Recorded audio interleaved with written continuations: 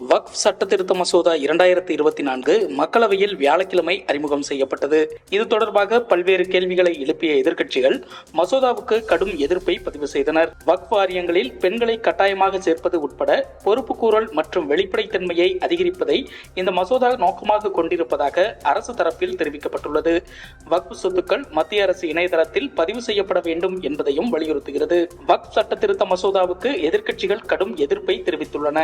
மசோதா தொடர்பாக பேசிய காங்கிரஸ் எம்பி KC வேணுகோபால், இந்த மசோதா கூட்டாட்சி முறை மீதான வலிமையான தாக்குதல்.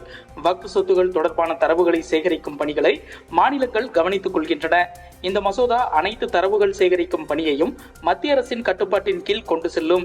இது மத சுதந்திரத்தின் மீதான தாக்குதல் என்று எதிர்ப்பு தெரிவித்தார். இந்த மசோதா அரசியல் சாசனத்துக்கு எதிரானது மட்டுமல்ல, கூட்டாட்சி மற்றும் மத சிறுபான்மையினருக்கும் எதிரானது என்று திமுக எம்பி கனிமொழி தெரிவித்துள்ளார். ஒரு இந்து கோயிலை நிர்வகிக்கும் வாரியத்தில் இஸ்லாமியர்களோ அல்லது கிறிஸ்தவர்களோ அங்கம் வகிக்க முடியுமா என்றும் அவர் கேள்வி எழுப்பினார். ஒரு குறிப்பிட்ட மதத்தை நம்பாத ஒருவருக்கு அந்த மதத்தின் சார்பாக முடிவெடுக்க ஏன் உரிமை இருக்க வேண்டும் என்றும் அவர் கேள்வி எழுப்பினார். ஒரு சொத்தை வக்ஃப் நிர்வகித்தல் என்பது முஸ்லிம்களுக்கு இன்றியமையாத மத நடைமுறையாகும். அதற்கு சட்டப்பூர்வ அங்கீகாரத்தை மறுப்பதன் மூலம் முஸ்லிம்கள் தங்கள் வக்ஃப் சொத்துக்களை எவ்வாறு நிர்வகிப்பது அரசாங்கம் கடுமையாக கட்டுப்படுத்த முற்பட்டுள்ளது. நீங்கள் முஸ்லிம்களின் எதிரி, அதற்கு இந்த மசோதா ஆதாரம் என்றும் கடுமையாக அசாதுதீன் ஓவைசி எதிர்த்தார். வக்ஃப் சட்ட திருத்த மசோதா குறித்து விளக்கமளித்த மத்திய சிறுபான்மை விவகாரங்கள் துறை அமைச்சர் கிரண் ரிஜிஜு, இந்த மசோதா மூலம் எந்த மத அமைப்பின் சுதந்திரத்திலும் தலையிட முடியாது. யாருடைய உரிமையையும் இது பறிக்காது. உரிமைகளை பெறாதவர்களுக்கு உரிமைகளை வழங்குவதற்காக இந்த மசோதா கொண்டுவரப்பட்டுள்ளது. காங்கிரஸ் ஆட்சி காலத்தில் கொண்டுவரப்பட்ட சச்சார் கமிட்டி அறிக்கையின் அடிப்படையில் இந்த மசோதா இன்று கொண்டுவரப்படுகிறது. இந்த மசோதாவை எதிர்ப்பதை நிறுத்துங்கள்.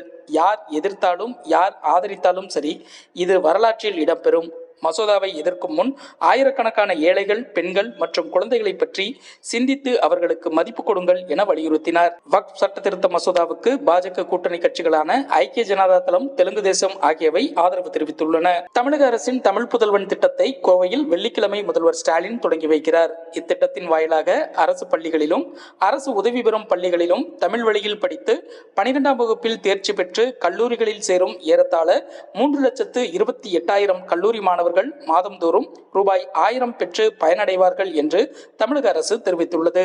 ஆகஸ்ட் 15ஆம் தேதி சுதந்திர தினத்தன்று தமிழகத்தில் உள்ள அனைத்து ஊராட்சிகளிலும் கிராம சபை கூட்டங்களை நடத்த ஊரக வளர்ச்சி இயக்குனர் ப. பொன்னையா அறிவுறுத்தியுள்ளார். குரூப் 2A பதவிகளில் உள்ள காலியிடங்களை நிரப்புவதற்கான 3வது கட்ட சான்றிதழ் சரிபார்ப்பு மற்றும் கலந்தாய்வு ஆகஸ்ட் 14ஆம் தேதி நடைபெறும் என்று TNPSC அறிவித்துள்ளது. வேதாரண்யம் மீனவர்கள் மீது இலங்கை கடற்கொள்ளையர்கள் மேற்கொண்ட கடும் தாக்குதலில் காயமடைந்த மீனவர் ஒருவர் மருத்துவமனையில் அனுமதிக்கப்பட்டுள்ளார். இது தமிழக மீனவர்கள் மத்தியில் பெரும் பதற்றத்தை ஏற்படுத்தியுள்ளது. இந்த சம்பவம் குறித்து வேதாரண்யம் கடலோர காவல் குழும போலீசார் வழக்கு பதிவு செய்து விசாரணை மேற்கொண்டுள்ளனர். வினேஷ் போகத் ஓய்வு முடிவை திரும்ப பெற வேண்டும் என்று அவரது நெருங்கிய உறவினரும் சிறுவயது பயிற்சியாளருமான மகாவீர் போகத் வலியுறுத்தியுள்ளார். முன்னதாக தனது ஓய்வு முடிவை வினேஷ் போகத் அறிவித்தார். அவர் மல்யுத்தம் என்னை போட்டியிட்டு வென்றுவிட்டது. நான் தோற்றுவிட்டேன். என்னுடைய உத்வேகம் அனைத்தும் உடைந்துவிட்டது.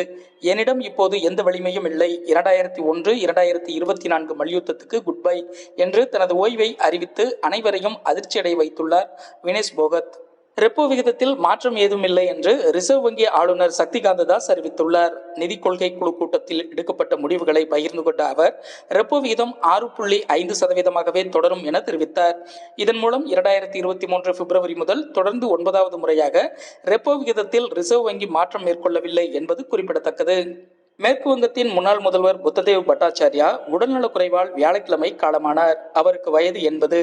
மூத்த இடதுசாரி தலைவரும் மேற்கு வங்க முன்னாள் முதல்வருமான புத்ததேவ் பட்டாச்சார்யா கடந்த சில காலமாக உடல்நிலை பாதிக்கப்பட்டிருந்தார். சுவாச கோளாறு காரணமாக அடிக்கடி மருத்துவமனையில் அனுமதிக்கப்பட்டு சிகிச்சை பெற்று வந்தார். வியாழக்கிழமை காலை தெற்கு கொல்கத்தாவில் உள்ள தனது இல்லத்தில் அவர் காலமானார். மார்க்சிஸ்ட் கம்யூனிஸ்ட் கட்சியின் உயர்மட்ட அமைப்பான பொலிட் பீரோவில் அங்கம் வகித்த புத்ததேவ் பட்டாச்சார்யா 2000 முதல் 2011 வரை மேற்கு வங்க மாநிலத்தின் முதல்வராக பதவி வகித்தார். அதிக முறை முதல்வராக இருந்த முன்னாள் முதல்வர் ஜோதிபாசுவுக்கு பிறகு முதல்வர் பதவிக்கு வந்தவர் புத்ததேவ் பட்டாச்சார்யா. அவரது மறைவுக்கு இரங்கல் தெரிவித்துள்ள மேற்கு வங்க முதல்வர் மம்தா பானர்ஜி, புத்ததேவ் பட்டாச்சார்யாவுடன் பல தசாப்தங்களாக தொடர்பில் உள்ளேன். அவரின் இறப்பு செய்தியால் நான் மிகவும் வருத்தமடைந்துள்ளேன். அவரின் மனைவி, மகன் மற்றும் CPM ஆதரவாளர்கள் அனைவருக்கும் எனது இரங்கல்கள் என்று தெரிவித்துள்ளார்.